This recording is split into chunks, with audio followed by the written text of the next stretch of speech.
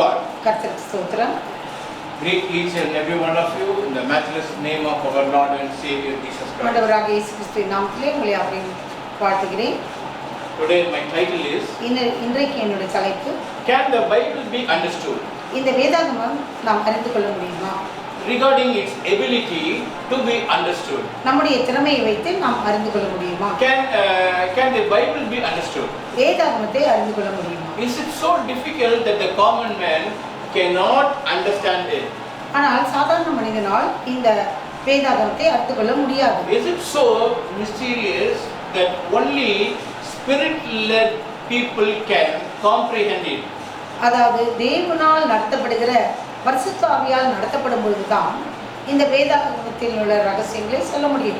Some will acknowledge சிலர் உறுதிப்படுத்துவார்கள் that the Bible வேதாகமம் has been faithfully preserved and translated. இந்த வேதாகமமானது பத்திரப்படுத்தி அது நல்ல முறையிலே மொழிபெயர்க்கப்பட்டது. This Holy Bible contains the books that serve as our authority in religion. வேதாகமத்திலே இந்த புத்தகத்தில் உள்ள எல்லா புத்தகங்களும் வேதத்தில் உள்ள புத்தகங்கள் அதிகாரத்தோடு எழுதப்பட்டு சொல்லப்படுது. In other words, canon என்பது means அப்படி என்றால் தமிழ்ல கட்டளை. In Tamil it is order. I really like the canon brand. I like pastor like this canon brand. When I go for a printer, printer வாங்கும் பொழுதும் all in one, எல்லாம் ஒன்றாக இருக்கும். so I like the canon brand. Canon brand என்பது போதகருக்கு பிடிக்கும். When I go for DSLR கேமராவை நான் வாங்கும் பொழுது, or a mirrorless camera, மற்ற கேமராக்களிலும் I like that Canon brand. Canon தான் எனக்கு பிடிக்கும். So this Canon here, இங்கே Canon என்பது it's a கட்டளை. அது கட்டளை, order. So and also அது மாத்திரமல்ல, this Holy Bible இந்த பரிசுத்த வேதாகமம் is inspired by God. தேவனால் இயக்கப்பட்டது. But yet they condemn that Bible cannot be understand. ஆனாலும் பைபிள் புரிந்து கொள்ள, though God has given, but it is difficult to understand. Or இல்லை என்றால் at the very least they will argue. சில இந்த வேதாகமத்தை வைத்து தர்க்கம் பண்ணுவார்கள். நீங்க பாருங்க யூடியூப்ல. In YouTube you can see. இங்க எப்படி சொல்றாங்க, தர்க்கம் பண்ணிட்டு இருக்காங்க. They will be arguing with this Bible. பாருங்க, that we need a guide to help us. நமக்கு ஒரு துணையாளர் தேவை. The guide means here, இங்கே துணையாளர் என்பது such as some church authority, சபை அதிகாரிகள், or இல்லை என்றால் that we need the help of the Holy Spirit to understand it. பரிசுத்த ஆவியானவர் நம்மை இயக்கி இந்த வசனங்களை புரிய வைக்க The first thing வேண்டும். is the Bible was written to be understood. இந்த வேதாகமம் எழுதப்பட்டது நாம் புரிந்து கொள்ளத்தக்கதாக தான். Regarding the Old Testament, பழைய ஏற்பாட்டிலே பார்க்கும்போது it was written for our learning. நாம் படிப்பதற்காக எழுதப்பட்டது. You read in Romans chapter 15:4, ரோமர் எழுதிய நிருபம் 15:4, for everything that was written in the past was written to teach us. அதாவது முந்தைய பழைய காலத்தில் எழுதிய எல்லா காரியங்களும் நமக்கு போதிக்கவே. So that through the endurance taught in the scriptures and the encouragement they provide, we might have hope. நமக்கு இந்த காரியங்களை இந்த வேதத்தை கொடுத்தது நமக்கு புரிந்து கொள்ளத்தக்கதாக. So that's why I said it was written for our learning. நம்முடைய படிப்பினைக்காக இது எழுதப்பட்டது. Another thing is, இன்னொரு காரியம், Paul expected பவுலடியார் unbelieving Jews to understand it. அதாவது விசுவாசம் இல்லாத யூதர்கள் கூட இதை புரிந்து கொள்ள வேண்டும் என்று. If you read in Acts chapter 17, அப்போஸ்தலர் 17ஆம் அதிகாரம் verse 2 to 3, 2-3 பார்க்கும் பொழுது here it says, இப்படியாக சொல்லப்படுகிறது, as was his custom, Paul went into the synagogues. பவுலடியார் தேவாலயத்துக்குள் செல்லும் பொழுது, on the 3 Sabbath day he reasoned with them from the scriptures. அவர் 3 ஓய்வு நாளிலும் வேதாகமத்தில் உள்ள காரியங்களை அவர் போதிக்கிறார். He was explaining and proving that the Messiah had to suffer and raise from the dead. அவர் என்ன சொல்லி புரிய வைக்கிறார்? அவர் மேசியா பாடுபட வேண்டும். So this Jesus I am proclaiming to you is the Messiah, he said. அவர் சொன்னார், நான் போதிக்கிற இந்த தேவனாகிய இயேசு கிறிஸ்து தான் மேசியா என்றார். So the Berean Jews were commended for searching the scripture. வேதாகமத்திலே பார்க்கும்போது பழைய காலத்திலே இருக்கிற அந்த பழங்கால யூதர்கள் வேதாகமத்தை அவர்கள் மரியாதையுடனும் பக்தியுடனும் படித்தார்கள். So now the Berean Jews were of more noble character than those in Thessalonica. தெசலோனிக்கா பட்டணத்திலே இருக்கிற யூதர்களை காட்டிலும் பண்டைய காலத்திலே இருந்த யூதர்கள் அவர்கள் உயர்ந்த ஸ்தானத்திலே இருந்தார்கள். So for they received the message with a great eagerness. அவர்கள் தேவனுடைய செய்தியை மிகுந்த உற்சாகத்தோடு கேட்டார்கள். And examined the scripture every day to see what Paul said was true.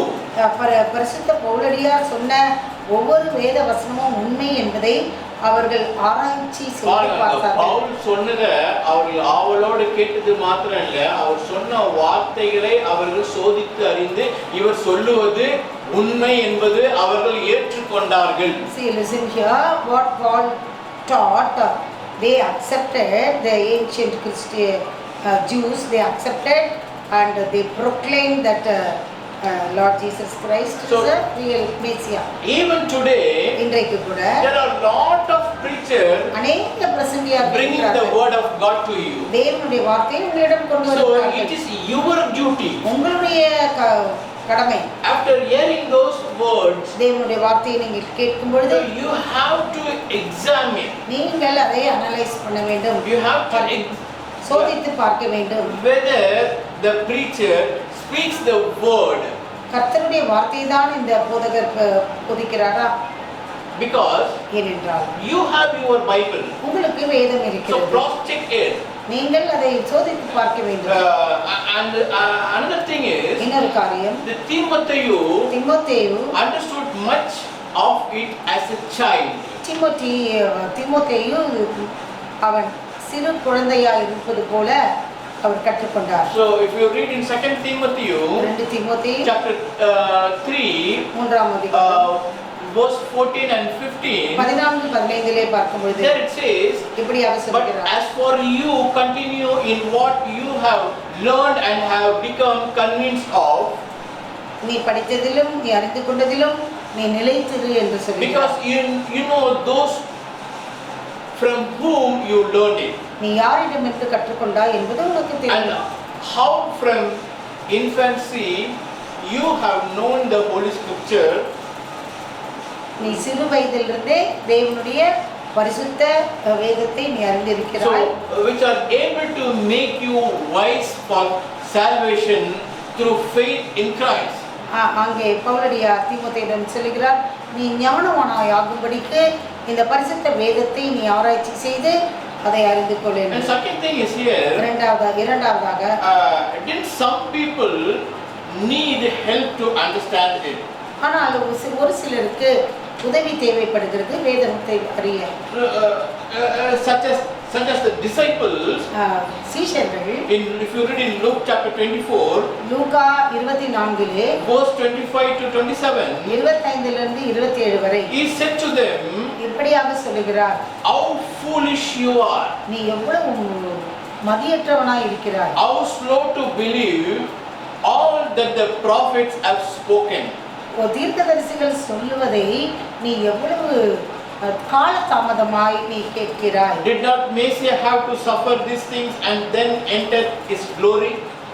மேசியாவாகிய இயேசு கிறிஸ்துவாகிய தேவன் மேசியாவாக இருக்கிறார். அவர் பாடுபட்டு மகிமையிலே சேர்த்துக் கொள்ளப்பட வேண்டும் என்று beginning with Moses and all the prophets, மோசே முதற்கொண்டு எல்லா தீர்க்கதரிசிகளும் he explained to them அவர்களுக்கு புரிய வைக்கும்படி சொன்னார். what was said in all the scriptures concerning him. வேதாகமத்திலே இயேசு கிறிஸ்துவை பற்றி சொன்ன எல்லா காரியங்களும் I நிறைவேறியது. can still go further and explain, நான் இன்னும் அதிகமாய் போய் சொல்ல முடியும். such as the Ethiopian eunuch. Enoch Ethiopian அவர் யாரு மந்திரி. மந்திரி. If you read in Acts chapter 8, அப்போஸ்தலர் 8ஆம் அதிகாரத்திலே verse 30, 30லே then the Philip ran up to the chariot பிலிப்பு அந்த ரதத்தோடு ஓடுகிறார். and heard the man reading Isaiah the prophet. ஏசாயா தீர்க்கதரிசன புத்தகத்தை அந்த மனிதர் படித்துக் கொண்டிருக்கிறார். And he is asking, அவர் கேட்கிறார், do you understand what you are reading? நீ படிப்பது உனக்கு புரிகிறதா என்று And கேட்டார். the Philip said, Philip asked, பிலிப்பு கேட்ட பொழுது how I can? எப்படி எனக்கு புரியும் என்று சொல்லுகிறார். He said, அவர் சொல்லுகிறார், unless someone explains it to me. இதை யாராவது எனக்கு புரியும்படி சொன்னாலொழிய எனக்கு இந்த தீர்க்க தரிசன புத்தகம் புரியவில்லை என்று. So he invited Philip அவர் பிலிப்பை அழைத்தார். to come up and sit with him. அவரோடு கூட ரதத்திலே வந்து அமரும்படியாக சொல்லுகிறார். So this is the passage of scripture இது தேவனுடைய வசனம். the Enoch was reading. Enoch அதை படிக்கிறார். So he was led like a sheep to the slaughter. அடிக்கப்படும் ஆடுகளைப் போல ஆட்டைப் போல அவர் கொண்டு போகப்படுகிறார். Here it says, இங்கே சொல்லப்படுகிறது, as a lamb before it sesser. அதாவது மயிர் கத்தரிக்கப்படுகிற ஆட்டை போல அது அமைதியாக இருந்தது. So he did not open his mouth. அவர் வாயை திறக்கவில்லை. In his humiliation he was deprived of justice. அவர் நீதிமானாய் இருந்தார். So can speak of his descendant. அவருடைய வம்சத்தை யாரால் சொல்ல முடியும்? So for his life was taken from the earth. அவருடைய ஜீவன் இந்த பூலோகத்திலிருந்து எடுக்கப்பட்டது. The Enoch asked Philip. Enoch தேவனிடம் பிலிப்பிடம் கேட்கிறார், Please tell me. இதை குறித்து எனக்கு புரிந்து கொள்ளும்படியாக or tell me please. எனக்கு தயவு செய்து சொல்லுங்கள். Who is the prophet talking about? இந்த ஏசாயா தீர்க்கதரிசி சொல்லுகிறார், இந்த தீர்க்கதரிசி யார்? Himself or someone else? ஏசாயா தீர்க்கதரிசியா அல்லது வேறொருவரா? Then Philip began பிலிப் சொல்லுகிறார் with that very passage of scripture and told him that the good news about Jesus Christ. இயேசு கிறிஸ்துவை பற்றிய சுவிசேஷத்தை நற்செய்தியை அங்கே சொல்லுகிறார். That's why I told you. ஆகையால் தான் நான் சொன்னேன். Didn't some people need help to understand it? ஆகையால் சிலருக்கு புரிந்து கொள்ளத்தக்கதாக மற்றவர்கள் உதவி செய்ய இங்க வேண்டும். ஒரு ஈனோக்குக்கு இங்கே ஈனோக் என்ற ஒரு மந்திரிக்கு யார் தேவைப்பட்டது? who is அதை wanted விளக்கி காண்பிக்க to explain that Philip. Philip என்ற So தேவனுடைய மனிதர். yes, because it contained a mystery ஏனென்றால் அங்கே ஒரு ரகசியம் இருந்தது, yet to be revealed. அது வெளிப்படுத்தப்பட்டது. So the mystery அந்த ரகசியமானது kept secret அது மறைவிடமாய் வைக்கப்பட்டது since the world began. அது உலக தோற்றத்திற்கு You can read this thing in Romans chapter 16 நீங்கள் ரோமர் 16ஆம் அதிகாரத்திலே படிக்கலாம். verse 25. 25ஆம் வசனம். So the mystery kept secret since the world began. அது உலக தோற்றத்திற்கு முன்பாகவே வைக்கப்பட்ட ரகசியம். The mystery now made manifest to all nations. இப்பொழுது அந்த ரகசியமானது உலகம் எங்கும் அது பறைசாற்றப்படுகிறது. So now to him இப்பொழுது who is able to establish you in accordance with my gospel. இப்பொழுது தேவனுடைய அந்த சுவிசேஷத்திற்காக The message I proclaim about Jesus Christ. ஆண்டவராக இயேசு கிறிஸ்துவை பற்றி நான் சொல்லுகிறேன் என்று In சொல்கிறார். keeping with the revelation of the mystery hidden for a long age past. அந்த ரகசியமானது பல யுக யுகமாய் அது வைக்கப்பட்டிருக்கிற ஒரு ரகசியம். A mystery now revealed by the Spirit இப்பொழுது இந்த ஒரு உண்மையானது to the apostles and prophets. பரிசுத்த ஆவியினால் அது வெளிப்படுத்தப்பட்டு அப்போஸ்தலர்களுக்கும் You can read this thing in Ephesians chapter 3. அது புரிய வைக்கிறார். You can read this thing in the Ephesians chapter 3 எபேசியர் verse 3 to 5. 3 5 So வசனத்திலே that is the mystery made known to me by revelation. இந்த ரகசியமானது வெளிப்படுத்தினது மூலமாக அறிந்து கொண்டேன் என்று சொல்கிறார். As I have already written briefly, ஏற்கனவே நான் தெளிவாக எழுதி இருக்கிறேன். in reading this, இதை படிக்கும் பொழுது then you will be able to understand my insight into the mystery of Christ. தேவனுடைய ரகசியம் எனக்குள் தைத்திருப்பதை நீ அறிந்து கொள்வாய் என்று So which சொல்கிறார். was not made known to people in other generation as it has now been revealed by the Spirit to God. மற்ற தலைமுறைக்கு தெரியாத ஒரு காரியத்தை இப்பொழுது பரிசுத்த ஆவியானவர் மூலமாக உங்களுக்கு வெளிப்படுத்துகிறார் என்று That is சொல்கிறார். revealed by the Spirit to God's holy apostles and prophets. பரிசுத்த ஆவியினால் அப்போஸ்தலர்களுக்கும் தீர்க்கதரிசிகளுக்கும் ஆண்டவருடைய காரியங்கள் வெளிப்படுத்தப்பட்டது. With the aid of the New Testament. புதிய ஏற்பாட்டின் வழியாக உதவியோடு.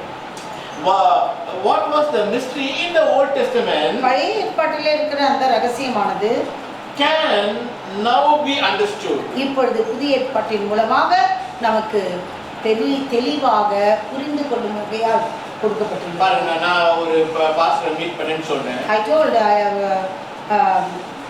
saw a pastor. Pastor, met a pastor. ஐயா நீங்க எந்த சபை ஐயா? He asked me which church you belong. அப்ப நான் கேட்கும்போது அவர் சொன்ன வார்த்தை only Jesus. இயேசு ஒருத்தர். only Jesus இல்ல. only Jesus. நாங்க மாத்திரம் யாரு? who we are. Jesus சொல்றோம். we also Jesus telling. this is only Jesus. only Jesus. பாருங்க இங்க பாருங்க அப்போ என்ன only Jesus அப்படி? what is meant by only Jesus? ஆண்டவர் சொன்ன அந்த வார்த்தையை தவிர நாங்க வேற எதையும் நாங்க they will say what the Lord Jesus Christ spoke, we won't take any other things in the Bible. அப்ப பாருங்க இந்த நியூ டெஸ்டமென்ட்ல in the New Testament இந்த காஸ்பல் எல்லாம் ஆண்டவர் பேசுறதுலாம் ரெட் லைன்ல வரும். what all God, Jesus spoke, it was given in red line in some Bible. அப்ப இங்க பாருங்க அந்த ரெட் லைன் மாத்திரம் தான் எங்களுக்கு தேவை, மத்ததெல்லாம் அந்த தேவை. they are telling only the red line what Jesus spoke, we need other things and all no need. ஆனா இங்க பாருங்க வார்த்தை but what the word of God says, not made known to people in other generation as it has now been revealed by the Spirit to God's holy apostles and prophets. இங்கே என்ன சொல்லப்படுகிறது வேதத்திலே, இது மற்ற தலைமுறைகளுக்கு வெளிப்படாத ஒரு காரியத்தை தேவனாகிய கர்த்தர் பரிசுத்த ஆவியானவரை கொண்டு தேவனுடைய சீஷர்களுக்கும் தேவனுடைய தீர்க்கதரிசிகளுக்கும் இதை வெளிப்படுத்தினார் என்று எழுதப்பட்டது. So with the aid of the New Testament, புதிய ஏற்பாட்டிலே what was mystery in the Old Testament can now be understood.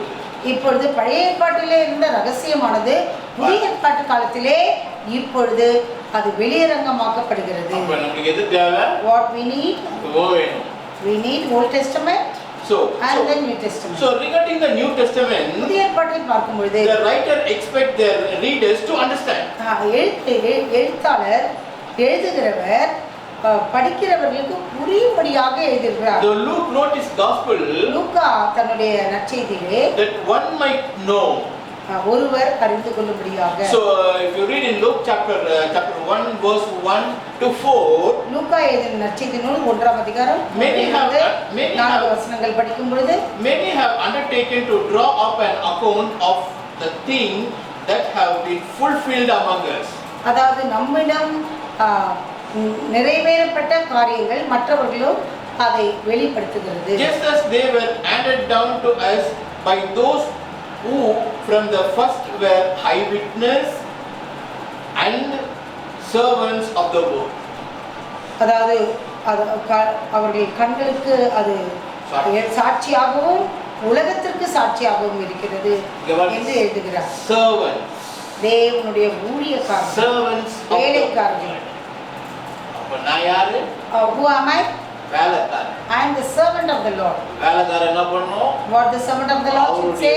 வேலையை தான் செய்யணும். He has to do the work of the Lord. That is very important. இது மிக முக்கியம். So with this in mind, இதை மனதிலே வைத்துக்கொண்டு since I myself நானே have carefully investigate everything from the beginning, ஆதியிலிருந்து ஜாக்கிரதையுள்ளவனாய் I too decided to write an orderly account for you.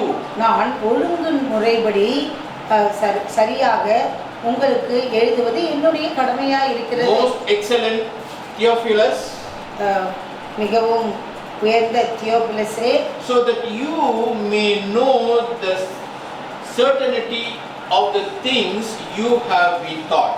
நீ போதித்த காரியங்களை நான் அறிந்திருக்கிறேன் என்று பவுலடியார் சொல்கிறார். So the Luke wrote his gospel. லூக்கா நற்செய்தி எழுதினார். That one might know it. அது எல்லோரும் அறிந்தது. And John wrote his gospel. யோவான் எழுதுகிறார். That one might believe. அது அவர் யோவான் எழுதுகிற நற்செய்தியானது விசுவாசம் ஒருவருக்கு கிடைக்க எழுதுகிறார். So if you read in John chapter 20, யோவான் 20ஆம் அதிகாரம் from verse 30 and 31, 30-31 பார்க்கும்போது the purpose of this God's gospel, யோவான் எழுதின சுவிசேஷத்தின் முக்கியத்துவம், Jesus performed many other signs. ஆண்டவராகிய தேவன் இந்த அதிசயம் மாத்திரமல்லாமல் அநேக அற்புதங்களை செய்தார் என்று in the presence of his disciples, அவருடைய சீஷர்களுக்கு முன்பாக, which are not recorded in the book. அதெல்லாம் வேதத்திலே எழுதவில்லை என்று சொல்லப்படுகிறது. But these are written இவைகள் எழுதப்பட்டிருக்கிறது that you may believe that Jesus is the Messiah. இயேசு கிறிஸ்து தான் மேசியா. அப்ப யாருக்கு தெரியுமா இருக்குது? which is very மேசியா யாரு? who is Messiah? இன்னொரு மேசியா வரலன்னு என்ன பண்றாங்க? Many people are the Jewish people are telling that the Messiah has not come and they are hitting the forehead in the wall. So the Son of God, தேவனுடைய குமாரன், and that by believing you may have life in his name. நீங்கள் விசுவாசித்தால் அவருடைய பெயரிலே நாமத்திலே உங்களுக்கு வாழ்வு உண்டு. யாருடைய நாமத்திலே? அவருடைய நாமத்திலே தான் உங்களுக்கு வாழ்வு.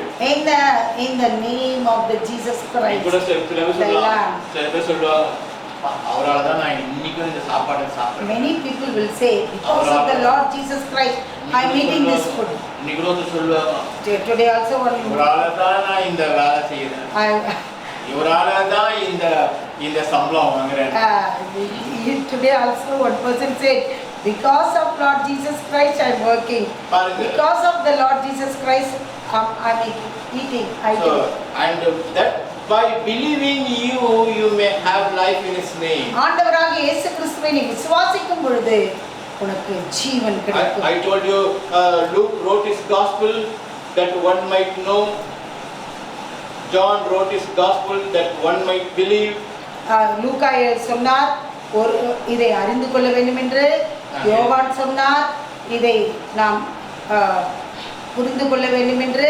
Paul wrote for people to understand. பவுலடியார் ஜனங்கள் அறிந்து கொள்ளும் வகையிலே அவர் எழுதியிருக்கிறார். பாருங்க இந்த வேதமானது புரிந்து கொள்ள முடியுமான்னு நான் கேள்வி கேட்டேன். I asked you whether you can know this Bible. அப்ப பாருங்க இங்க லூக்கா எதற்காக இதை எழுதினார்? gospel எதற்காக எழுதினார்? Why Luke wrote this gospel? That one might know. அதை அறிந்து கொள்ளும் வகையிலே. இங்க ஜான் எதற்காக எழுதினார்? Why John wrote this? To believe. விசுவாசம் பெற. இங்க Paul wrote பவுலடியார் for people to understand. ஜனங்கள் அறிந்து கொள்ள வேண்டும். பேருக்கு புரிந்து கொள்ள. நான் சொல்லு whatever we say. நான் சொன்னேன். திருப்பி கேட்போம். They will ask what you have said. So to have his knowledge. அவரை பற்றி அறிவு. In 2 Corinthians chapter 1 verse 13. 2 கொரிந்தியர் 1ஆம் அதிகாரம். In Philippians chapter 3 verse 3 to 5. பிலிப்பியர் 3:5. You can go there and read. நீங்கள் போய் படிக்கலாம். And John wrote his epistle. யோவான் தன்னுடைய நிருபத்திலே that one might know it. அவர் எழுதியதை நீங்கள் அறிந்து கொள்ள வேண்டும். According to John, யோவான் see here the promise of the Holy Spirit. பரிசுத்த ஆவியானவருடைய வாக்குத்தத்தம். The promise of the Holy Spirit. பரிசுத்த ஆவியானவருடைய வாக்குத்தத்தம். When the Spirit of truth comes, ஆண்டவருடைய ஆவியினுடைய உண்மை வரும்போது he will guide you in all truth. சகல சத்தியத்தோடும் உங்களை அவர் வழிநடத்துவார். For he will not speak on his own. அவர் தானாக பேசவில்லை. But he will speak what he hears. அவர் கேள்விப்பட்டதை அறிந்து பேசுகிறார். And he will declare to you what is to come. என்ன நடைபெற வேண்டும் என்பதை அவர் கூறியிருக்கிறார். இன்னும் சில பேர் கேட்கணும். Some people will be asking like this. என்ன ஐயா உங்க சபை வந்து ஆவிக்குரிய சபையா? One person asked me, is it a spiritual church, your church? அப்ப நான் அவர்கிட்ட கேட்ட கேள்வி. I asked him. ஐயா ஆவிக்குரிய சபையா? What you asked? சபை ஆவிக்குரிய சபையா? Is it a spiritual church? அப்போ ஆவி இல்லாத சபை இருக்குமா? Oh, is there any church without the spirit? அப்படிதான் சென்னையில பாத்தீங்களா? I asked, have you seen in Chennai? இல்லா. கேக்குற கேள்விங்க. How they are asking the question? இங்க என்ன சொல்லுது? What here to say? When the spirit of truth comes, பரிசுத்த ஆவியானவர் சத்தியத்தோடு guide you. அவர் உங்களை வழிநடத்துவார். சபை கைட் பண்ணது. Not the church. Spirit of truth. கர்த்தருடைய சத்தியத்தின் உண்மை. So Matthew chapter 10 verse 16. Behold, I am sending you out like a sheep among wolves.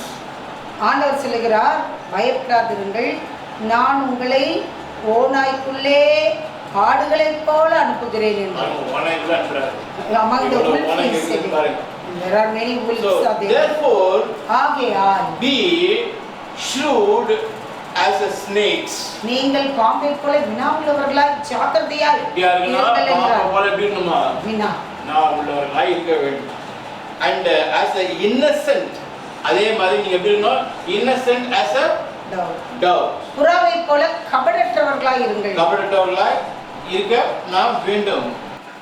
Last week I was listening to some of the preachers sermon on YouTube.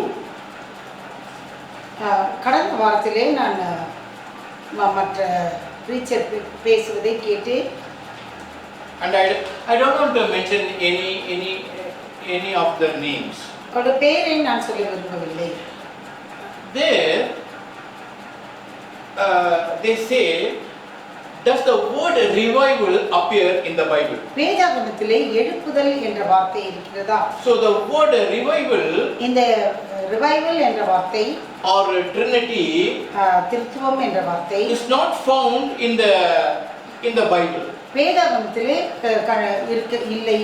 And also, அது மாத்திரமில்லாமல் neither Jesus nor Paul, இயேசுவானவரோ அல்லது பவுலோ, nor any other biblical writers வேறு எந்த எழுத்தாளர்களும் encourage the prayer for revival. வேதாகமத்திலே எழுதினவர்கள் அதாவது ஜெபிக்க வேண்டும் என்று எழுதவில்லை. எழுப்புதலுக்காக ஜெபிக்க வேண்டிய அவசியம் இல்லை. There is no importance to pray for the revival. So, ஆகையால் stop praying for revival. ஆகையால் எழுப்புதலுக்காக ஜெபிப்பதை நிறுத்துங்கள் என்று சொல்கிறார். So this is not my statement. இது நான் சொல்லவில்லை. What I heard from the YouTube, I am just YouTubeலே கேட்டதை நான் உங்களோடு சொல்கிறேன். sharing with you. So is the word revival இந்த எழுப்புதல் என்ற வார்த்தை in the Bible? வேதாகமத்திலே. So first of all, the word revival means அந்த எழுப்புதல் என்ற வார்த்தைக்கு to bring back to life, நமக்கு மீண்டுமாய் ஜீவனை புதுப்பிப்பது, or to restore to the consciousness, அதாவது நம்முடைய எண்ணத்திற்கு நாம் வருவது, மீண்டு வருவது, or to restore to a previous condition. நாம் பழைய நிலைமைக்கு திரும்புவது. So we might say நீங்கள் சொல்லலாம், the drowning victim was miraculously revived. அதாவது இப்படியாக சொல்லுவார்கள், இந்த மனிதர் திடீரென்று அதிசயமாய் விடுவிக்கப்பட்டார். So as used in the Bible, it means a restoration. அங்கே என்ன இருக்கிறது என்றால் அங்கே பாதுகாவல் இருக்கிறது. So when we pray, நாம் ஜெபிக்கும் பொழுது we pray like this, இப்படியாக ஜெபிக்கிறோம். revive us. ஆண்டவரே எழுப்புதலை தாரும். Revive us என்னை புதுப்பியும் means அப்படி என்றால் give us a life. எங்களுக்கு வாழ்வை தாரும் என்று, Give us a life. எங்களுக்கு புது வாழ்வை So தாரும். when God gives us a new life, கர்த்தர் உங்களுக்கு புது வாழ்வை தரும் பொழுது then we call upon Him, அவரை நோக்கி நாம் அழைக்கிறோம். not just to get us out of a difficult trials, நாம் ஒரு பெரிய பிரச்சனையிலிருந்து வெளிவருவது அல்ல, but as a way of life, நம்முடைய வாழ்க்கையின் வழியிலே to express our dependence on Him. ஆண்டவரை சார்ந்து வாழ்வதை நாம் வெளிப்படுத்துகிறோம். In Psalm chapter 50, சங்கீதம் 50 verse 15 and 16 says like this, 15-16 வசனம் இப்படியாக சொல்லுகிறது. and call on me in the day of trouble. நெருக்கத்திலே உம்மை நோக்கி கூப்பிட்டேன். I will deliver you, நான் உன்னை விடுவிப்பேன். and you will honor me. ஆபத்து காலத்தில் என்னை நோக்கி கூப்பிடு, நான் உன்னை விடுவிப்பேன், நீ என்னை So, மகிமைப்படுத்துவாய். but to the wicked person, ஆனால் பொல்லாதவர்கள் God says, கர்த்தர் சொல்லுகிறார், what right you have to receive my law or to take my covenant on your lips? என்னுடைய வார்த்தையை போதிப்பதற்கும் என் கட்டளைகளை நீ கைக்கொள்வதற்கும் நீ யார் என்று கேட்கிறார். பாருங்க, என்ன உனக்கு இருக்கிறது? நான் எவரை கிரிட்டிசைஸ் பண்ணல. I am not criticizing any person. So stop praying for revival. அதாவது எழுப்புதலுக்காக ஜெபிப்பதை நிறுத்துங்கள். அப்படினா when they say like that, suppose நம்ம சொந்த வீட்லயே எடுத்துக்கோ, நம்முடைய will take our own family, பெரியவங்க இல்ல ஏதோ சிக்காய் அவங்க ஒரு மரண படுக்கையில இருக்கும் பொழுது, someone is sick and they were in deathbed. I am not going to pray for my relatives revive. என்னுடைய சொந்தக்காரருடைய மீண்டுமாய் உயிர் பெற நான் ஜெபிக்க மாட்டேன். To bring back to life. அவர்களுக்கு மீண்டுமாய் ஜீவனை பெற்றுக் கொடுக்க வேண்டும் என்று நான் ஜெபிக்க மாட்டேன் என்று சொன்னால், அப்படி சொல்லுவோமா? shall we say like that? எனக்கு இன்னொரு கூட ஞாபகம் வருது. Another thing also I remember, 80ல in the 80s தமிழ்நாட்டுல in Tamil Nadu, புரட்சி தலைவர் the அப்போலோ ஹாஸ்பிடல்ல அட்மிட் ஆகி இருக்கிறார். MGR was admitted in the hospital. அப்போ பாருங்க, மற்றவர்கள் other people அவங்க அவருக்காக they prayed for him. பண்ணாங்க. பேர் பண்ணாம பாட்டுல போட்டாங்க. என்ன பண்ணனா, ஆண்டவனே உன் பாதங்களில் மன்றாடி, நீ என்ன பண்ற, மன்றாடி இந்த ஒரு உயிரை வாழ வைக்க உம்மிடம் கையேந்தினேன் அப்படின்னு The people are praying, the singing a song like this. வேதத்திலிருந்து மாத்திரம் அடிப்படையா சொன்னா அது உங்களுக்கு அது எப்படி தெரியும்? When I say only so from the Bible, compare பண்ணியும் சொல்லணும். the worldly people also praying like this. அப்ப பாருங்க, அவங்களுக்கு அந்த நம்பிக்கை இருந்தது. They are telling God, rescue. To I am asking like that. They to are bring back to life. மீண்டுமாய் உயிர்ப்பிக்கும். எங்களுக்கு இவர் தேவை. We need this man. பாருங்க, அதையே நீங்க அப்படி ரிவைவல்னா என்ன, ரிவைவல்னா What என்ன is meant அர்த்தம்? by revival? So that means அப்படி என்றால் I need எனக்கு தேவை my life to be back. என்னுடைய வாழ்வு மீண்டுமாய் உயிர்ப்பிக்கப்பட வேண்டும் என்று நாம் ஜெபிக்கிறோம். There are ways that God is glorified. கர்த்தர் மகிமைப்படுகிறார். When we pray earnestly நாம் உண்மையாய் இடைவிடாமல் ஜெபிக்கும்போது for restoration, நாம் இந்த பாதுகாப்பு அந்த பீரியட்ல தான் நாம இப்ப கூட இங்க நிக்கிறோம். இன்னைக்கு COVID-19ல நிக்கிறோம். We are in that situation only. We are standing in with the COVID-19. இன்னைக்கு எத்தனையோ பேர் இப்படிப்பட்ட காரியங்கள் ஊழியக்காரர்கள் கூட நம்ம பார்த்தோம். Even the ministers, ஊழியக்காரர்களுக்காக ஜெபித்தார்கள்.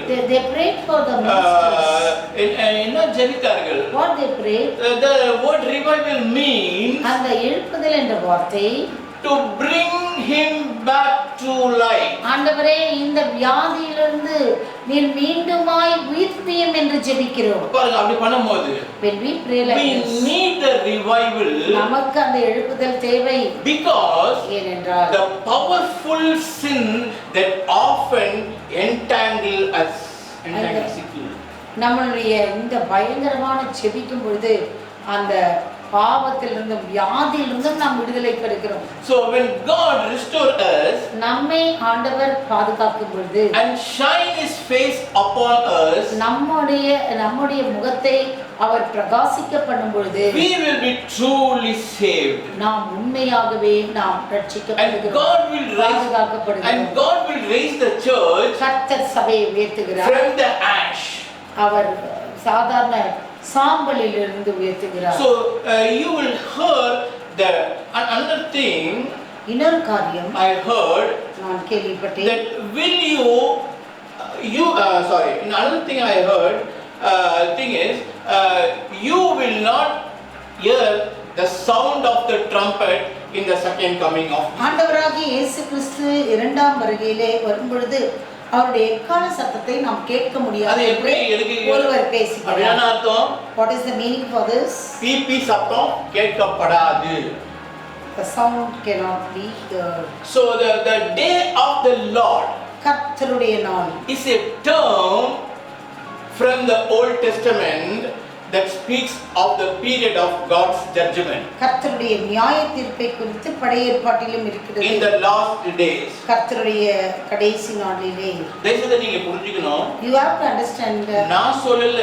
It's not told by me. BP சத்தம் கேட்காது. I'm not telling that you இதுக்கு நான் explanation sound of the trumpet. இப்படிப்பட்ட காரியங்கள் எல்லாம் நெட்ல பேசிட்டு இருக்கறாங்க. They are just talking. So the second coming of Jesus, ஆண்டவராகிய இயேசு கிறிஸ்துவுடைய இரண்டாம் வருகை back to earth, இந்த உலகத்திற்கு அவர் வரும்பொழுது Paul is saying that பவுலடியார் இப்படியாக சொல்லுகிறார்.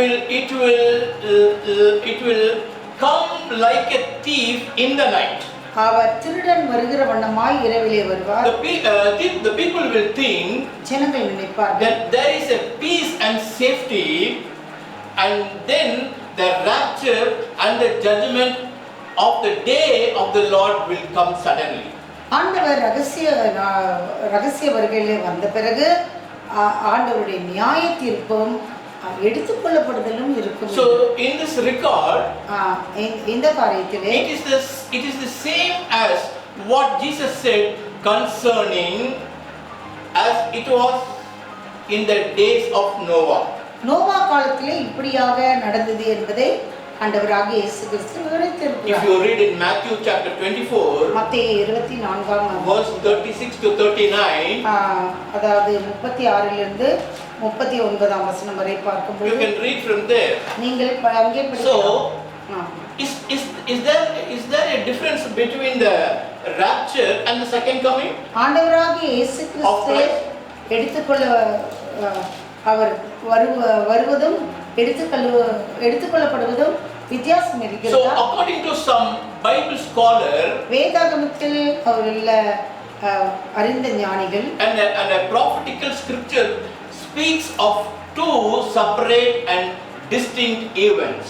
அதாவது ஆண்டவராகிய இயேசு கிறிஸ்துவின் ரகசிய வருகையும் அது மாத்திரமல்லாமல் எடுத்துக்கொள்ளப்படுவதும் ரகசியமாக எடுத்துக்கொள்ளப்படுவதும் இரண்டும் வேறு காரியம் என்று சொல்கிறார்கள். So the rapture of the church, சபை எடுத்துக்கொள்ளப்படுகிறது, and the second coming of Jesus Christ, இயேசு கிறிஸ்து மீண்டுமாய் வரப்போகிறார். So the rapture will occur ஆண்டவராகிய இயேசு கிறிஸ்து when Jesus Christ return for his church. ஆண்டவராகிய இயேசு கிறிஸ்து தமது சபைக்கு மீண்டுமாய் வரும் பொழுது எடுத்துக்கொள்ளப்படுகிறது. So this is when all true believer in Christ will taken from earth by God. ஆண்டவராகிய இயேசு கிறிஸ்துவை உண்மையாய் விசுவாசிக்கிறவர்கள் உலகத்திலிருந்து எடுத்துக்கொள்ளப்படுவார்கள். Into heaven. பரிசுத்த ஆண்டவராகிய பரிசுத்தவான்கள் பரலோகத்திற்கு எடுத்துக்கொள்ளப்படுவார்கள். You can go and read in 1 Corinthians. நீங்கள் இதை 1 கொரிந்தியரிலே படிக்கலாம். Chapter 15. 15ஆம் அதிகாரம். Verse 51 and 52. 51 52. And also அது மாத்திரமல்லாமல் in 1 Thessalonians. 1 தெசலோனிக்கேயர் Chapter 4. 4ஆம் அதிகாரம். Verse 16 to 18. 16 லிருந்து 18 வரை. So this is the rapture will occur. இப்படியாக தேவனுடைய ரகசிய வருகை when Jesus Christ returned for his church. ஆண்டவர் தம்முடைய சபைக்கு மீண்டுமாய் வரும் பொழுது. And second thing is, இரண்டாவதாக the second coming தேவனுடைய இரண்டாம் வருகை will happen என்ன நடைபெறும் when Jesus Christ returned to church. சபைக்கு ஆண்டவராகிய தேவன் இயேசு கிறிஸ்து மீண்டுமாய் வரும் பொழுது to defeat the antichrist அந்த அந்திகிறிஸ்துவை அவர் தோற்கடிப்பார் and overthrow the evil and then establish his 1000 years reign on earth. ஆண்டவராகிய இயேசு கிறிஸ்து மீண்டுமாய் பூமிக்கு வரும் பொழுது அந்திகிறிஸ்துவை அவர் உடைத்து மீண்டுமாய் 1000 வருட அரசாட்சி. So you can read this thing in Revelation chapter, நீங்கள் இதை வெளிப்படுத்தின விசேஷம் chapter 19, 19ஆம் அதிகாரம் verse 11 to 11லிருந்து 16. 16 வரை நீங்கள் படிக்கலாம். So you will hear the sound of the trumpet. நீங்கள் எக்காள துணியை கேட்பீர்கள் என்று When the Lord will descend from heaven ஆண்டவராகிய இயேசு கிறிஸ்து மீண்டுமாய் இறங்கி வரும்பொழுது with the sound. பரலோகத்தை விட்டு இறங்கி வரும்போது இந்த சத்தத்தை கேட்பீர்கள். Here இந்த பீப்பி சவுண்ட் யாருக்கு கேட்கும்? To whom the sound will be, trumpet sound will be here. இந்த பீப்பி சவுண்ட் யாருக்கு கேட்காது? Who will hear and who won't hear. இதுதான். So and here the Bible clearly says here வேதாகத்திலே தெளிவாக சொல்லப்படுகிறது that the death in Christ கிறிஸ்துவுக்குள் மரித்தவர்கள் will be the first to go up with him in the sky. தேவனோடு கூட மத்திய ஆகாயத்திலே எடுத்துக்கொள்ளப்படுவார்கள். In Matthew chapter 24, மத்தேயு 24ஆம் அதிகாரம் verse 36, 36 you can read. நீங்கள் படிக்கலாம். No one knows the day nor the hour when this thing will happen. ஆண்டவராகிய இயேசு கிறிஸ்து வருகிற ரகசிய நாளிலே யாரும் அந்த நாளை அறிந்திருக்க மாட்டார்கள். Not even the angels in heaven, பரலோகத்தில் உள்ள தேவதூதர்களும் அறிய மாட்டார்கள். nor the Son himself. அது மாத்திரமில்லாமல் தேவகுமாரனாகிய இயேசு கிறிஸ்து அதை அறிய மாட்டார். Only the Father knows பிதா தவிர ஒருவரும் அறியவில்லை. when Jesus will return. ஆண்டவராகிய இயேசு கிறிஸ்து மீண்டுமாய் வரும்பொழுது, Amen. ஆமென்.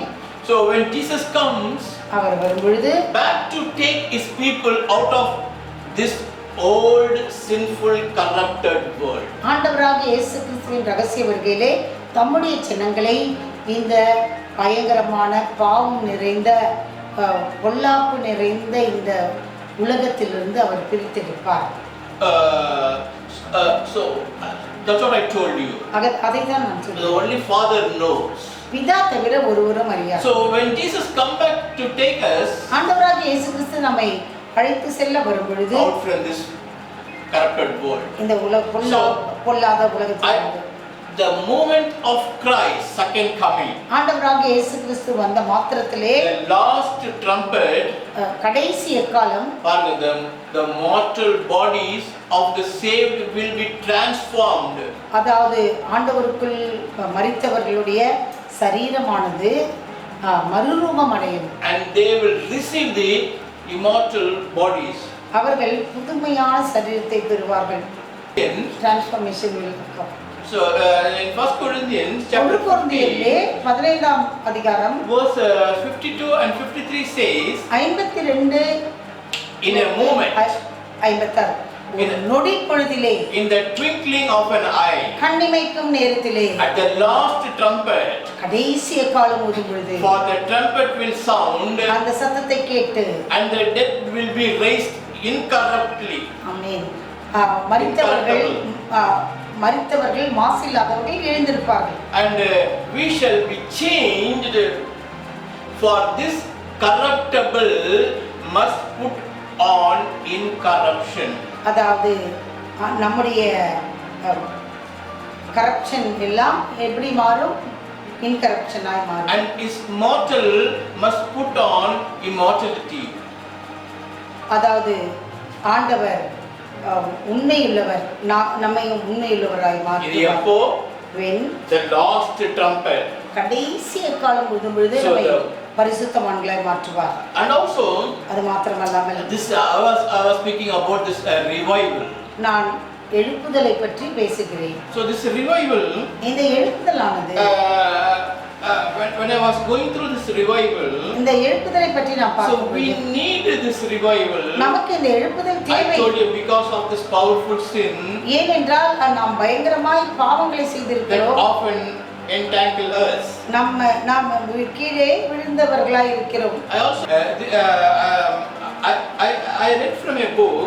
நான் ஒரு புத்தகத்திலே படித்தேன். The Jordan Catanis என்றவர் was the first European முதல் ஐரோப்பியர் to start a change in India. இந்திய தேசத்திலே ஒரு புதுமையை கொண்டு வந்தார். So he arrived in Surat அவர் சூரத் என்ற இடத்திற்கு வந்தார் in 1320, 13:21 and he not only revived the Christians கிறிஸ்தவர்களை மாத்திரம் அவர் மாற்றவில்லை, but also brought thousands to Christ.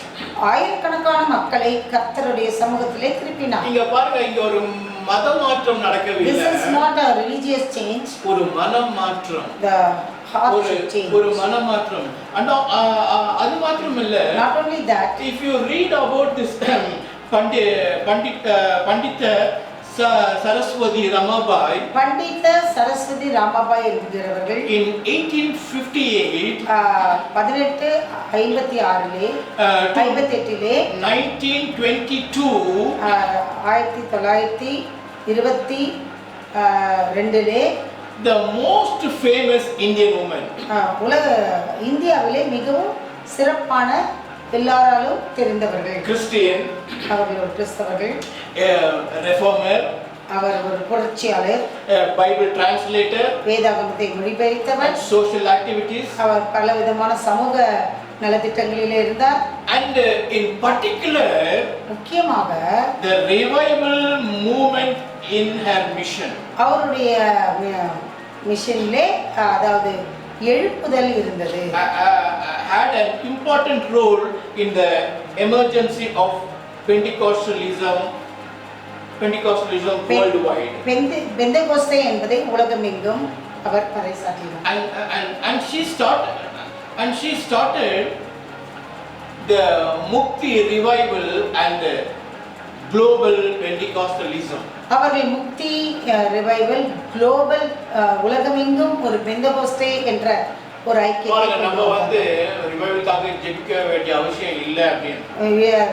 See, some people are telling that no need to pray for revival. நான் ரெண்டு பேரை சொன்னேன். I have told two people. இங்க வந்து பண்டித சரஸ்வதி ரமாபாய் பண்டித் சரஸ்வதி ராமாபாய் அவங்க பாருங்க அங்க அந்த பேர் வச்சதுல முக்தி. She said mukti. The Mukti revival. முக்தி என்றால் ரிவைவல் எழுப்புதல்.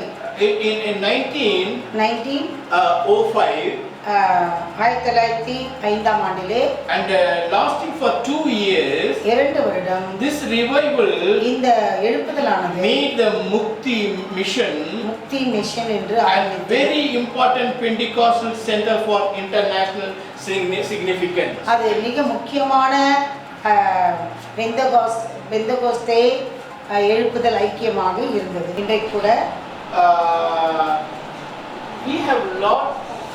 we have a division among us, நமக்குள்ளே ஒரு பிரிவினைகள் இருக்கிறது. calling us Catholic, கத்தோலிக்கர், Protestant, Protestant. So Protestant, there are a lot of organizations, பல விதமான நிறுவனங்கள், சபைகள், Baptist, Lutheran, Methodist, Evangelical, Church of Christ, and Pentecostal. பெந்தெகோஸ்தே சபைகள்.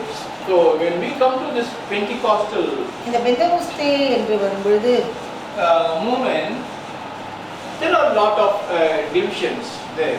அந்த பெந்தெகோஸ்தேல கூட பல விதமான வேறுபாடுகள் இருப்பதை பார்க்கலாம். They are very sticky to the doctrines. அவர்கள் எதை சார்ந்திருக்கிறார்கள் என்றால் அவர்கள் போதிக்கிற அந்த போதனையை. So should a woman be wearing a head covering in church? சபையிலே பெண்கள் தலையை மூடி இருக்க வேண்டும். அது ரொம்ப பர்టిక్యులர் தான். அதுல ரொம்ப பர்టిక్యులரா இருப்பாங்க. They will be particular in that. அதுல ஒரு கூட்டம் ஒரு சபையில அதை பற்றி போதிக்கிறாங்க. In some church they will talk about that. ஒரு சபையில ஓகே பரவாயில்லை அப்படின்ற, இன்னொரு சபையில ஓகே சொல்லுவாங்க. இன்னொரு பார்க்க போனா இன்னொரு இதுல அதுல பார்க்க போனா is it okay to wear jewelries? நகை போடுவது சரியா என்று கேட்பார்கள். And a lot of இப்படி பலவிதமான தர்க்கங்கள். So in baptism also, அப்படியே தான் ஞானஸ்தானத்திலும் in immersion baptism, மூழ்கி ஞானஸ்தானம், going in immersion baptism, மூழ்கி ஞானஸ்தானம் என்றால் there are a lot of things there. அநேக காரியங்கள். And if you take in Lord's table, கர்த்தருடைய பந்தியிலும் the Lord's table கூட என் கர்த்தருடைய பந்தியிலே எந்த பாஸ்டர் கேட்டார், one pastor asked me, பேர்லாம் யாரையும் சொல்ல I மாட்டேன். don't want to mention the name, Yeah. I won't tell. Lord's communion எடுக்கிறது When we take the Lord's எப்ப communion, எடுக்கணும்? when we have to take காலையில எடுக்கணுமா? வேண்டாம். ராபோஜனம் காலையிலே சாயந்தரமா, வேதத்துல என்ன சொல்லுங்க? what the Bible says. அப்படி. சரிங்க brother. என்ன நீங்க என்ன சொல்ல வரீங்க? I asked what you are going to tell. தமிழ்ல என்ன சொல்லுது brother? In Tamil what they have to Lord's supper. அது எப்போ Rabojhanam. சாப்பிடணும்? When? 6 மணிக்கு மேல தான் சாப்பிடணும். After 6 o'clock. அப்போ காலையில எடுக்கிற ராபோஜனம் Then சொல்லுங்க. when in the churches they are taking the பாருங்க, morning. எவ்வளவு ஒரு குழப்பங்கள். This confusion. இப்போ ஒரு புது நபர் When a new சர்ச்சுக்குள்ள comer, வரும்பொழுது when he enters the church, நமக்குள்ளே இப்படிப்பட்ட ஒரு காரியம். when we argue like this, ராபோஜனம் எப்போ எடுக்கணும்? காலையில எடுக்கணுமா, சாயங்காலம் எடுக்கணுமா? Lord's table, அப்புறம் என்னோட when we have to take இடத்துல நான் போயிருக்கும் போது morning or evening. அவர் எனக்கு ரொம்ப நான் ரொம்ப க்ளோஸ் எனக்கு ஒரு pastor. I know one pastor is very close to அவர் me. என்ன கூப்பிட்டு என்ன சொன்னார்? He called me that time. He said, sisters என்னெல்லாம் பேசக்கூடாது சபையில, he said, brother, sisters must not talk in the அவங்க church. போதிக்க கூடாது. They should not அவங்க preach எப்படி the இருக்கணும்? gospel. How they have to Quiet-ஆ be? இருக்கணும். They have to be very quiet. ரொம்ப quiet-ஆ இருக்கணும். ரொம்ப quieter. அப்படின்னு பேசவே கூடாது. They should not talk in the church. அப்படி That group. சரி, அப்புறம் என்ன பண்ணுறது? What? நாங்க கொடுக்குற ராபோஜனம் தான் பைபிள்ல இருக்கிற மாதிரி நாங்க கொடுக்குறோம் ராபோஜனம். The pastor said, what we are giving that அப்படிங்களா? Lord's table என்ன brother? is according to the Bible we are giving. What is that? அங்க அவர் சொல்லக்கூடிய காரியம் He said. என்ன சொன்னார்னா, What he said? feet washing. கால்களை கழுவ வேண்டும்.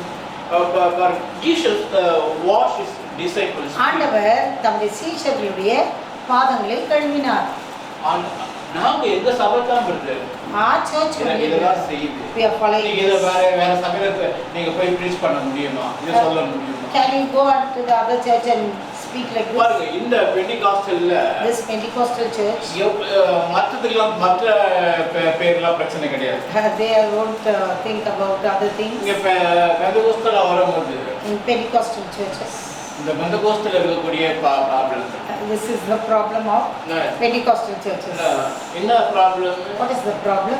The woman should remain quiet in the church. சபையிலே பெண்கள் அமைதியாக இருக்க வேண்டும். அப்படி பேசினார் pastor. Pastor spoke like that. பேசிட்டு நாங்க வீட்டுக்கு போனோம். We went to their house. சாப்பிட போனோம். We went to அந்த நேரத்துல dinner. கிச்சன்ல டமா டின்னு. என்ன பாஸ்டர், பெண்கள் பேசக்கூடாது, அடுப்பாண்ட பாத்திரம்லாம் பையனா பேசுது. பாஸ்டர் அந்த சர்ச்சில் நல்லா பேசினாரு. Pastor spoke very nicely. வீட்டுல வந்து சாப்பிடுறதுக்கு வந்த பிறகு When we came to the church, pastor அமைதியா இருக்குது. Pastor was very quiet. ஆனா கிச்சன்ல தான் பயங்கரமா In kitchen problem is going on. பாருங்க, இதெல்லாம் ஆண்டவர் பார்க்க சொன்னாரா? Did God ask to see all these things? So அப்புறம் அது மாத்திரம் இல்லை. Not only that. So should a woman be wearing a head covering தலை மூட வேண்டும் in the church? சபையிலே. And is it okay to wear jewelry? நகைகள் போடலாமா? So and also regarding wearing the dress, அவர்கள் போட்டிருக்கிற ஆடைகள், நாங்க white dress தான் only white we will wear. Colour தான் No color dress. நாங்க கலர். பாருங்க, இங்க எவ்வளோ ஒரு குழப்பங்கள். Many confusions. So the head covering is mandatory for women in the church. சபையிலே பெண்கள் தலையை மூட வேண்டும். If you read in 1 Corinthians chapter 11, 1 கொரிந்தியர் 11ஆம் வசனம், from 11ஆம் அதிகாரம் 11 from 2 to 16, 2 லிருந்து 16 வரை, there Paul says பவுலடியார் இங்கே சொல்கிறார், that a woman பெண்கள் long hair நீண்ட கூந்தல் is the covering. அவர்களுக்கு தலை தலையை மூடுவதாக இருக்கிறது. The long hair is the covering that அவர்களுக்கு- God has given her. அவர்களுக்கு தலைக்கு அவர்கள் கொடுத்திருக்கிற முடியே அவர்களுக்கு And தலையை மூடுவதாக and it should இருக்கிறது. and it should be worn short. அதை நான் என்ன பண்ணக்கூடாது, கட் பண்ணக்கூடாது. தலைமுடி அப்போ இங்க பாருங்க, இங்க சொல்லக்கூடிய வார்த்தை, Paul says that woman's long hair is the covering that God has given. கர்த்தர் அவர்களுக்கு தலைக்கு முடியை கொடுத்ததே அது அவர்களுக்கு முக்காடாய் இருக்கிறது. அப்புறம் சில சபையில In some churches, போகும்போது சொல்லக்கூடிய ஒரு வார்த்தை, நான் சொல்றது எல்லாம் Pentecost, I am telling only to the Pentecostal churches. இவங்கெல்லாம் பரலோகம் போக மாட்டாங்க, There are people that Christians won't go to the heaven. இவங்க ஜயனுக்கு போக மாட்டாங்க, Only they won't go நாங்க to தான் Zion. ஜயன்ல இருப்போம். We are the Pentecostal ஏன்னா நாங்க people. கல்யாணம் பண்ணாதவங்க, We will go to Zion நாங்க because we are not married. நாங்க கல்யாணம் பண்ணாதவங்க, They will say we are not married. we don't wear color dresses, நாங்கள் கலர் ட்ரெஸ் போட மாட்டோம். we don't wear jewelry. நாங்கள் நகைகள் போட மாட்டோம். So wearing regarding the wearing dress, நீங்கள் ஆடைகளை அணிவது, so wearing a see-through dress, may attract unwanted. நீங்கள் பார்ப்பதை போல, அதுபடி ஒன்றும் பிரச்சனை கிடையாது, ஆனால் நீங்க எவ்வளவு காஸ்ட்லி வேணா போட்டுன்னு போங்க, ஆனா நீங்க அந்த பண்ணக்கூடிய அந்த ட்ரெஸ் ட்ரெஸ் ஆனது அது எப்படி இருக்க வேண்டும்னா அது அலங்கோலமாய் அது இருக்கக்கூடாது. டிரான்ஸ்பரண்டா It இருக்கக்கூடாது. should not be transparent. So that the wearing see-through dress may attract unwanted and undesirable attention இது தேவையில்லாத காரியங்களை நடப்பிக்கும். in the presence of God, கர்த்தருடைய சமூகத்திலே நீங்கள் வரும்பொழுது because உங்கள் ஆடைகள் ஜாக்கிரதையா because இருக்கும். we are in the holy place ஏனென்றால் கர்த்தருடைய பரிசுத்த ஸ்தலத்திலே and நீங்கள் the God lives there, கர்த்தர் அங்கே இருக்கிறார். and the presence of holy and the living God is there. ஜீவனுள்ள தேவன் நம்மோடு கூட So இருக்கிறார். we can wear modern dress நல்ல மாடர்னாக ட்ரெஸ் that பண்ணலாம், is appropriate, ஆனால் அது ஒழுங்காக that இருக்க is வேண்டும். appropriate to the culture of that church, அந்த சபையினுடைய கலாச்சாரத்துக்கு ஒத்ததா இருக்க வேண்டும். and it should not be a sexy dress. அது தவறான கவர்ச்சிகரமாக இருக்கக்கூடாது. So this is very important. இது மிக So முக்கியம். இதெல்லாம் இது பண்ணிட்டு so the doctrines இந்த போதனைகள் பிடிச்சிட்டு அவங்க என்ன பண்றாங்க, They- டாக்ட்ரின்ஸ்ல they hold the doctrine and they will be- வைராக்கியமா இருக்கிறாங்க. பெண்கள் பேசக்கூடாது, பெண்கள் கண்டிப்பா முக்காடு போட்டுதான் ஆகணும், பெண்கள் வந்து நகை போடக்கூடாது, பெண்கள் நகை போட்டிருந்தாங்கன்னா பூ வச்சிருந்தாங்கன்னா அவங்களுக்கு ராபூஜனம் கிடையாது. See, அந்த மாதிரி டீச்சிங்ஸ் எல்லாம் இருக்கு. see in many churches they specifically telling that the woman should not wear இப்போ flower நம்மளுமே இந்த மாதிரி or ஒரு colored dress division. or jewels like that.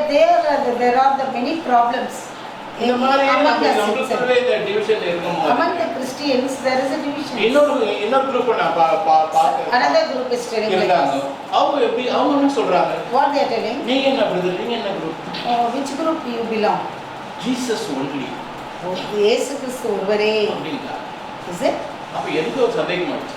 It is அப்ப நாங்க ஆராதிக்கிற தேவன் what அவர்தான் ஆராதிக்கிறோம். we are worshipping the Lord என்ன Jesus. பிரதர், நாங்க இந்த பைபிள்ல ஆண்டவர் சொன்ன அந்த வார்த்தை இருக்குது பாருங்க, ரெட் லைன்ல The Bible verses only in the red line. அது மாத்திரம் தான் நாங்க We will take what Jesus எங்களுக்கு spoke. மற்றதெல்லாம் எங்களுக்கு Other things are not no need. தேவையில்லை அப்படின்னு.